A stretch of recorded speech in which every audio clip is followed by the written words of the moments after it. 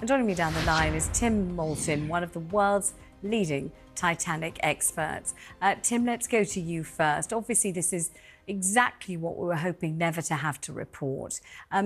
You tell me how surprised, how horrified, or really whether this is simply confirming your worst fears. Well, it is. Obviously, we were all hoping for a miracle, but we did realize that we were needing a miracle to pull these people through this terrible situation. The fact they found debris now, if it is indeed debris from the submersible, the Titan, which we believe it is, experts believe it is, then it means that there was a catastrophic implosion. The only plus side I can see for that is instead of those brave people and also that 19-year-old young man having a slow and agonizing death, it would have been instantaneous, a quicker execution than a bullet. And I think in a way, if I had the choice, I'd choose the implosion. All right, let me read you the very, very latest. This is being reported. Of course, we can't confirm it. It hasn't been corroborated. But the person who is revealing and divulging this information is somebody called David Mearns. David Mearns is friends with two of the passengers on board Titan. And he says he's part of a WhatsApp group which involves the Explorers Club. He's the person who told Sky News originally that the president of the Explorers Club, who's directly connected to the ships on the site, said that it was a landing frame and a rear cover from the submersible. David Mearns said, again, this is an unconventional submarine. That rear cover is the pointy end of it, and the landing frame is the little frame that seems to sit on it. He says this confirms that this is the submersible that we've been searching for. He says he knows both a British billionaire, Hamish Harding, and the French sub-pilot Paul-Henri Nargeolet. There's even more information breaking now.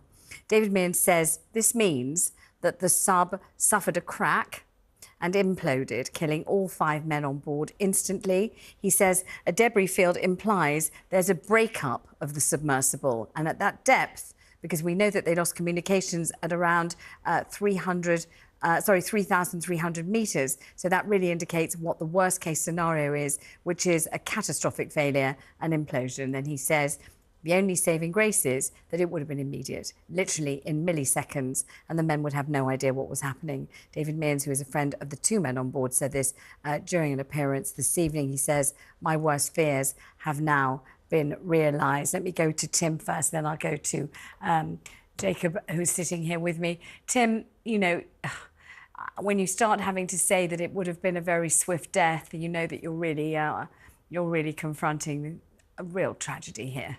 5 people. A terrible tragedy. And I've studied the Titanic all my life, and I never thought that she would take 5 more victims 111 years after she killed 1,500 people. Yes, I mean, that's the most dramatic way, isn't it, to view this story, that the Titanic has taken even more lives. Jacob, obviously you're sitting here trying to make sense of this horrible story, really, isn't it? Because we think suddenly we see the faces of the 5 people there, and you know, this suddenly becomes very, very real. This is a story of, we think, instantaneous death for all 4 passengers and the pilot. Yeah, this is news that you never really want to break in the line of work that we're in. We don't want to report people dying. But unfortunately, it seems that has happened, that there's been some form of catastrophic implosion, and as Tim said, and as we've all been saying, the only saving grace is that how quick it would have been. And before, I saw some information from a medical expert about this, saying that it would be before the people inside even registered it. So, yeah, we are clutching at straws to think of small mercies here, because it is ultimately a terrible, terrible tragedy. It really is. And Tim, you know, it had been thought that maybe the fragments of the submersible may never be recovered because the area was so huge and the depth so great, and the difficulty of homing in on one very small vessel, just the size of a very small camper van, was considered that it might be insurmountable, and there would never be closure, and then there would never be this kind of information. And yet it does appear that now we do have it, Tim, doesn't it? That's absolutely right. The one good thing is that if they can recover the parts, we can have a full black box investigation into exactly the structural failures, and that will educate us for future submarine development and indeed for regulation. So I think we should say the names of the people who we think have been involved in this implosion and give them the due respect of saying their names. So the passengers are British businessman Hamish Harding. We've heard a great deal about him. Pakistani businessman Shahzada Dawood and his teenage son Suleiman. A French explorer Paul-Henri Nargiolais, and Stockton Rush, who's the CEO of OceanGate, which is the company that operates the submersible. So 5 individuals who set out on this incredible adventure of a lifetime. I mean, I'm here with Jacob Jaffa. I mean, it was a romantic kind of escapade. It was a kind of swashbuckling kind of Vasco da Gama, kind of Christopher Columbus type odyssey, wasn't it? And the most extraordinary thing, I think, one of the most extraordinary things is it was all meant to be over in about 8 hours, wasn't it? It was meant to be a pretty deep, pretty swift and speedy excursion, to kind of like almost like a day trip. Yeah, that's the way with these things. There is a sort of mythology around the Titanic, just the magnitude of what happened to it, the tragedy surrounding it, that does draw people in. And so, as you say, it was meant to be very short, and when they didn't re-emerge, that was actually when alarm bells started ringing. There have been questions over whether there was about an 8-hour window before the alarm was raised internationally, yes, even though they lost communication with this submersible. And so it's just kind of unfathomable what's happened and how it's turned out. And all this speculation has now seemingly become a lot more real. And I wonder, Tim, whether what will happen now once the grieving has been done and the mourning has been done and people are coming to terms with this very personal, very real loss, 5 different families, you know, all struggling to come to terms with what has happened here.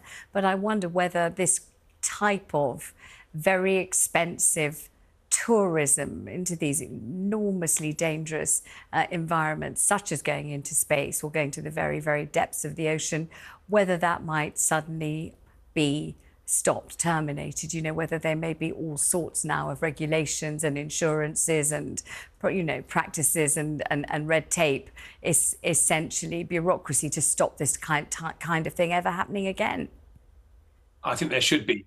Certainly where there are fee-paying passengers aboard who are non-specialists, it occurs to me that the subs which found the Titanic were Navy submarines from the French Navy and, of course, the US Navy. Also, Russian submersibles have dived on the Titanic. Again, these are Navy-owned vessels, whereas this was a commercial vessel. It was one of the first. It was a pioneering commercial type of tourist vessel. And it seems that they have not had frankly, the budget and the expenditure and the testing. They haven't been exposed to that. And I think we definitely need to make sure that any sub that's going down to these depths is fit for purpose and is safe. And Jacob, obviously you're a journalist with The Sun. You've been covering this breaking story. It's been a story attracting enormous numbers of people to the newspaper. We've had, you know, huge numbers of people watching and listening to my programme right now on YouTube. People are fascinated. They're kind of held in thrall by this story. They wanted to know what the outcome's going to be. They've been praying for one answer. I think we're bringing them the answer that they dreaded. But have you had a feedback from Sun readers? Have they felt that this was wrong in its essence, that people shouldn't be able to pay other people to take them to places that are unfathomably dangerous? There's been a split, really. There's been, as you say, it's commanded immense interest, and we look at the numbers upstairs and we see that people have been wanting to find out by the minute the latest stuff that's been going on with this. I should just say for 1 second, sorry to interrupt you, that if you're watching this on screen, what you can actually see is the latest search footage unfolding. So that is what you can see now. This is footage that we haven't shown you before. It's just come to us and we're showing it to you the second we get it. We always do that here on TalkTV.